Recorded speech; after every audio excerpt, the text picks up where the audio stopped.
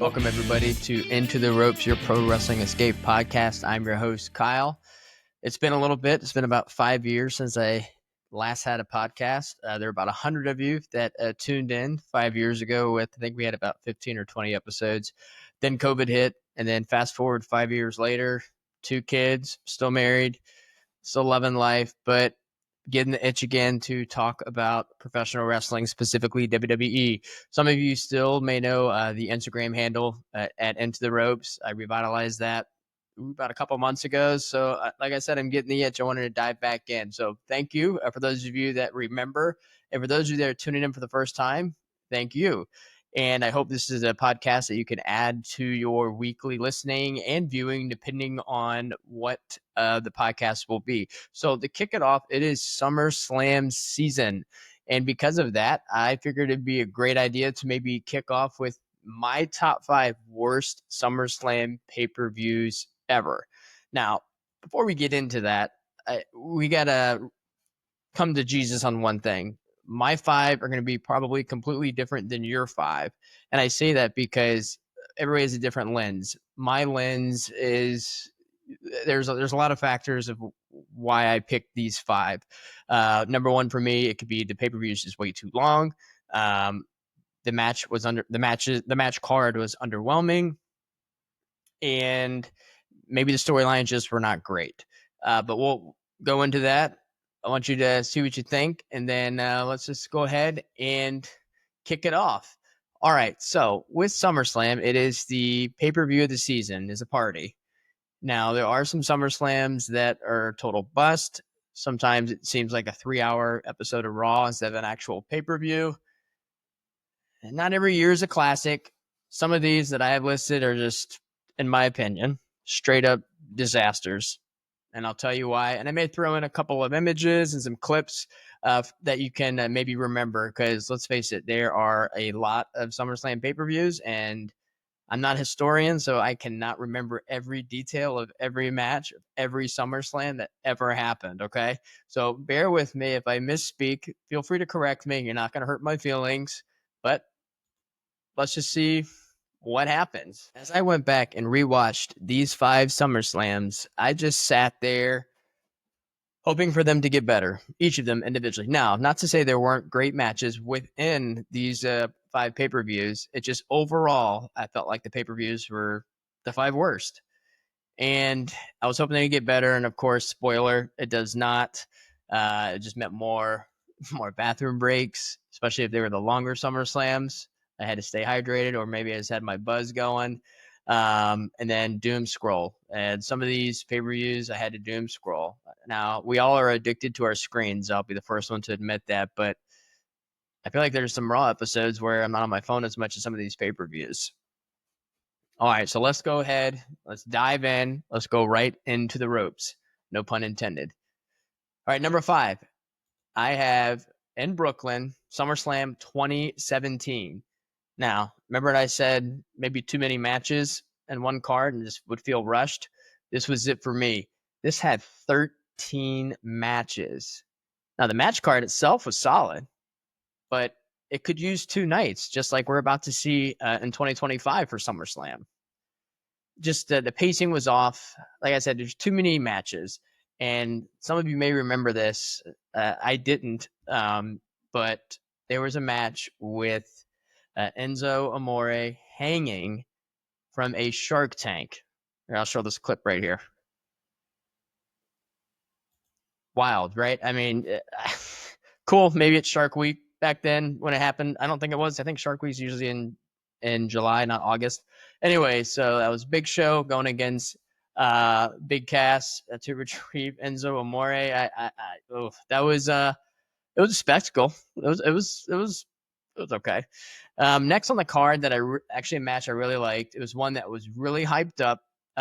Next match was Bray Wyatt and Finn Balor. So you had the Demon Kane coming out, and I missed that. I got to be honest. Fast forward to 2025. I know he's still somewhat relevant, but I think they kind of use him to, I don't know, they're not using him as best as they could. I know he's 8 years older. He's had some injuries, but the match itself was okay. Wasn't great. Wasn't the reason I put it on the list. I'll just go ahead and say that. And then you had a couple of women's title matches. You had Naomi taking on Natalia, and Naomi ended up winning. That was for the SmackDown title. And then this is back, when they really pushed the inner brands between SmackDown and Raw. And then for the Raw Women's title, you had Alexa Bliss, Sasha Banks, and okay match. Sasha Banks ended up winning the title on that one. The funniest thing to me for this pay-per-view was the AJ Styles Kevin Owens match. Now, the match itself was fine. AJ Styles was great. KO was great. It was where AJ Styles was in the hair growing phase. He was at the Karen type stage, so a little awkward. Maybe I'll throw a pic up here so you can see. And I know you all remember.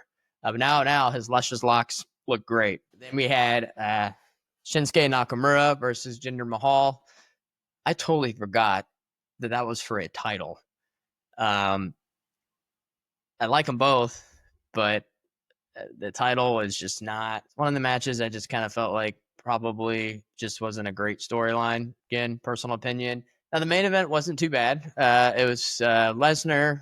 Obviously, you had Samoa Joe. You had Roman Reigns, pre-White Teeth, and Braun Strowman. Just four big dudes going at it in the ring. Yeah, well, I'm glad I didn't open up with that, because then probably people would think this podcast is a different type of podcast. But bear with me. That was my top 5. Way too long. That's why it's on my list. Just way too long. Next up for number 4, it was back in 2006. It was in Boston. This was the 19th SummerSlam to date. And it was the first inter-brand pay-per-view to include the ECW brand. It was a stacked card on paper. 7 matches, which is great for me, but super slow and dull. Also, if you remember, it had several retirement angles. You had Ric Flair, you had Mick Foley, you had Randy Orton, and Hogan. Let's talk about that Hogan one real quick. It was Hogan's last match in WWE against Randy Orton. No Cell Hogan lived up to this match. Now, if you go back and watch the match, and any of these that I mentioned, any of these pay-per-views, I think you should go back. Go on Peacock. You don't have to watch the entire pay-per-view. Just scroll through. Some of them I had to because I didn't have the time, but there were definitely points within those pay-per-views I had to just stop and watch. So it was good trip down memory lane. But for the Hogan and Orton, just Hogan won, which that's okay. It was his last match, whatever. Another match on that card, we had McMahon, Shane, and Vince went up against DX. This was back when Degeneration X was Triple H and Shawn Michaels were kind of like a comedy sideshow act. They still would kick some ass, but this is when they got back together and they were just doing funny bits. And if you remember the poster for this pay-per-view earlier in the clip, they're grilling extra large hot dogs. But the match itself, entertaining. It was kind of a spectacle. A ton of talent came out in the middle of the match on both sides, and ended up, obviously, Degeneration X ended up winning. Now, the match that I really wanted to that you should go watch is Ric Flair going against Mick Foley. If you want to see blood, this is the one for you. And I'm talking Ric Flair. Here's the picture right here. Take a look at that picture. Yikes. I mean, and then towards the end of the match, Mick Foley started bleeding pretty well too, but not to this level. This was that was kind of painful to watch. And Flair and Foley weren't exactly, young spring chickens when this match happened. I'm 37 and I look at them doing that and I'm like, holy hell, like that. No. And then the main event, we had Edge versus John Cena. It was okay. Edge definitely played the heel role here and how he won. I'm sure some of you remember he got the brass knuckles out. Here's the clip right here. Lita distracted the ref, and then obviously Edge took the brass knucks and ended Cena, and that's how he won. And the last one to mention is Batista and King Booker. King Booker, I respect the hell out of Booker T. That King Booker bit just got too old real fast. Just didn't buy it. I know it was kind of a sideshow joke, but wasn't for me. And another reason why this made it on the list is Batista won by DQ. Therefore, King Booker got to keep his crown. Royally lame. Next up, we have number 3. This is in the Palace of Auburn Hills. Those of you basketball fans out there, that is where the Detroit Pistons used to play. This is 1993. Now, on that card, 93, you had some, the card itself was good, but there's only one solid match, and I'll get to that in a second. But Undertaker took on Giant Gonzalez, just two giants, as you can imagine. Can't move around the ring that well. Undertaker can, obviously. Giant Gonzalez could not. Just slow as molasses. Not the guy's fault. He's over 7 feet. I mean, I'm slow and I'm 6'2". And the match just was not good. Very unholy. No pun intended. A match that I was really excited for on the card was Shawn Michaels versus Mr. Perfect. And it should have been a great match technically, but maybe my bar was set too high. I'll be the first to admit that. But it was okay. Like something that you would have thought would have been, go down in the history books. It just wasn't. Now, here's the moment why this got number 3. Lex Luger taking on Yokozuna. All right, here's the clip. You guys remember what happened? How Lex Luger won? You'd have thought he put Yokozuna in the torture rack, right? No. They threw a parade because he won by a countout. How insane is that? I mean, this is where the booking kind of pushed it, kind of shoved it down our throats a little bit. Like, all right, we get it. Luger's going to be the guy. He had the look, obviously, and the Lex Express, all that good stuff, and they had the balloons. And if that happened today, I think the fans would be booing like crazy. It was just confetti and forced patriotism. It had potential, and it just face planted. One thing I did want to mention about that 93 SummerSlam, going back, the Steiner brothers had a tag match. And one thing I wanted to point out was watching the Steiner brothers and, back then in 93 and then fast forwarding to today, I just can't unsee Braun Breaker and every suplex that they gave.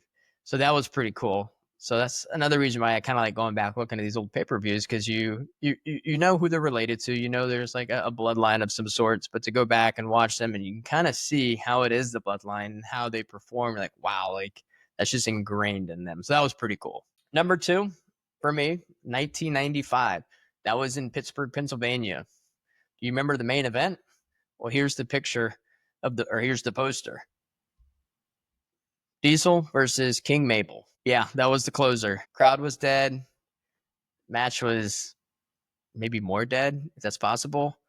And Mabel nearly broke Diesel's back. Then you had Undertaker and Kama in a casket match that just felt like it's kept going and going. And the only saving grace was HBK Shawn Michaels versus Razor Ramon in that epic ladder match. Here's a clip. He didn't land it, but damn, that took some balls. But one classic match cannot carry a 2.5 hour nap. The show is just eh. And my number 1. You ready for it? It was in LA. 2010. Anybody remember what happened in 2010? All right, look at the graphic. Recognize some of the faces? This is when the Nexus storyline took over. Had all the heat in the world. They had lightning in a bottle until Super Cena came and buried him this night. Let me watch this clip. After that happened, Cena got back in the ring. Justin Gabriel missed his 450 splash, and then Cena rolled him up and pinned him 1, 2, 3. And then Cena would go on to eliminate the others. He had his head put into concrete. Just talk about no sell Hogan. I mean, this was pretty bad. Like, I get it. Cena was on top of the world then, but Nexus, man, what could have been, right? Some of these guys came out, had some pretty good characters, but God, I felt like there could have been so much more with this storyline. And just now, I did hear Cena a few years ago did come out and say that he did say that he pushed for himself to win. And later on, referencing a couple years ago, he did say that was the wrong decision. So good of him to own up to that, because looking back, boy, was he wrong. Nexus never recovered. Then you had Kane and Rey Mysterio for the world title. Kane's probably my favorite wrestler, and to go against Rey Mysterio, one of the smaller wrestlers, I respect the hell out of him, but it's not believable. If it's not a believable match to me, I'm probably not going to like it. That's just my personal take on it. And the other thing, there was another disqualification. Orton and Sheamus ended in a DQ. I mean, come on. And a pay-per-view, oh man, just have somebody win dirty. Don't disqualify somebody, especially if it's a title match. Especially, and you're spending money for that. I get it. It's scripted. We can't control it, but sometimes fans do. But overall, this show could have been a launch pad for a lot of other guys' careers and just storylines in general that could have kept going. Instead, it just tripped over its own push. So what'd you think? Did I nail it? Did I botch the count? Do you have a worse SummerSlam that didn't make the list? I want to hear it. Please let me know and drop a comment, smash the follow, come back next week. This is Into the Ropes, your Pro Wrestling Escape podcast. Thank you.